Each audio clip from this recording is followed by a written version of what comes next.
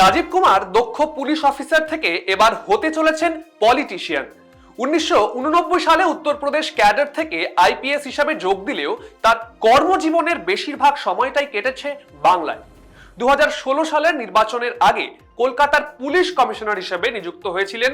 নির্বাচনের সময় তাকে কমিশন সরিয়ে দিলেও নির্বাচনের পর আবার তিনি নিজের পদে ফিরে আসেন এবং 2019 পর্যন্ত কমিশনারের দায়িত্ব সামলান।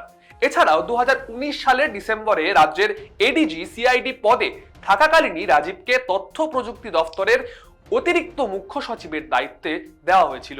2023 সালের ডিসেম্বরে রাজ্য পুলিশের ডিজির দায়িত্বে পেয়েছিলেন তিনি। তবে 2024 লোকসভা ভোট ঘোষণার পরে রাজীবকে ডিজির দায়িত্ব থেকে সরিয়ে দিয়েছিল নির্বাচন কমিশন, কিন্তু ভোট মিটতেই তাকে দায়িত্ব ফিরিয়ে দিয়েছিল নবান্ন। 2025 সালের জুন মাসে তাকে তথ্য প্রযুক্তি দপ্তরের অতিরিক্ত সচিবের দায়িত্ব থেকে অব্যাহতি দেওয়া হয়। তারপর থেকে তিনি ছিলেন রাজ্য পুলিশের ভারপ্রাপ্ত ডিজি।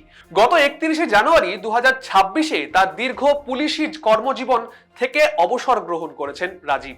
কর্মজীবনে একধারে তিনি যেমন নিজের দক্ষতার জন্য বহুবার সমাদৃত হয়েছেন, তেমনি পশ্চিমবঙ্গ পুলিশের অন্যতম মুখ হিসাবেও পরিচিত ছিলেন তিনি।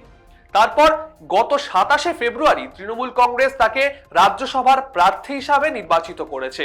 আগামী সোমবার অর্থাৎ 6 এপ্রিল শপথ নিয়ে নিজের পলিটিক্যাল ইনিংস শুরু করতে চলেছেন এই দক্ষ আইপিএস। খাকি উর্দি না রাজনীতিবিদ, কোন ফর্মে বেশি জনপ্রিয়তা অর্জন করেন সেই উত্তর দেবে সময়।